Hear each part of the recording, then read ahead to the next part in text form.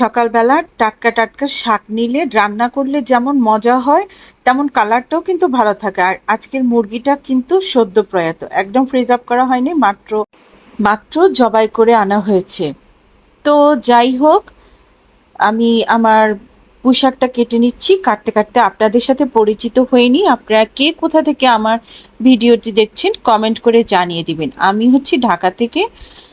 তো আমি শাক কাটছি। কাটতে কাটতে আমি চিন্তা করলাম যে আমার ডাল ভাত বসাই দিই, তাহলে আমার ডাল ভাত হয়ে যাবে। দেন হচ্ছে আমি মুরগি এবং শাকটা রান্না করে নিব। তো সেই হিসাবে আমি ভাত ডাল বসিয়ে দিলাম। তারপর হচ্ছে এই তো আমি আমার শাক কেটে নিচ্ছি। শাক কাটতে কাটতে আমার ডালটা ঘুটে নিচ্ছি। এটা ইন্ডিয়ান ডাল না, দেশি ডাল, তো খুব সহজেই নরম হয়ে যায়। তো আমি ডালটা ঘুটে নিচ্ছি। ডালটা ঘুটা হলে এর মধ্যে টমেটো আর কাঁচামরিচ দিয়ে দিচ্ছি। তো আমি ধনেপাতাটা একটু পরে দিচ্ছি, যে টমেটোটা দেখলাম যে একটু শক্ত। তো তো টমেটোটা নরম হলে আমি এর মধ্যে ধনেপাতা দিয়ে দিলাম।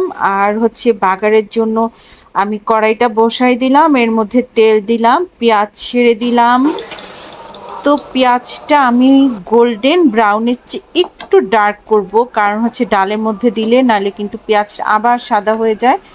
তো আমি বাগারটা দিয়ে দিয়েছি। আর এই কালারটা করলে পেঁয়াজের বাগারের ফ্লেভারটা কিন্তু অনেক ভালো আসে। তো এখন আমি হচ্ছে শাকটা বসিয়ে দিচ্ছি। শাকের জন্য হচ্ছে আমি ইলিশ মাছের লেজ আর হচ্ছে মাথা দিলাম। তো এর মধ্যে আমি শাক ছেড়ে দিয়েছি। তো যেহেতু আজকে ফ্রেশ শাক, আমি ইলিশ মাছের মাথাটা এভাবে কাটতে খুব পছন্দ করি। তো যেহেতু আজকে ফ্রেশ শাক, হতেও কিন্তু সময় লাগেনি। আমি শাকের মধ্যে একটু ধনেপাতা দিলাম। তারপর হচ্ছে পাশের চুলোয় আমি মুরগি বসিয়ে দিলাম। মুরগির মশলা, হলুদ, মরিচ, আদা, রসুন, পেঁয়াজ, দারচিনি, এলাচ, লবণ, মানে যা যা মুরগির মশলা সবই দিয়ে দিলাম।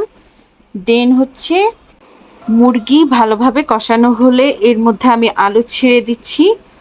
তারপরে একটু বেশি করে পানি দিচ্ছি, কারণ হচ্ছে এটা পাকিস্তানি লেয়ার, নরম হতে অনেক সময় লাগবে, শুধু সময় না।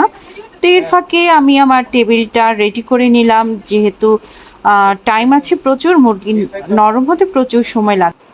তো আমি টেবিলে প্লেট, গ্লাস, পানি, বোন প্লেট সব দিয়ে আবার কিচেনে চলে আসছি।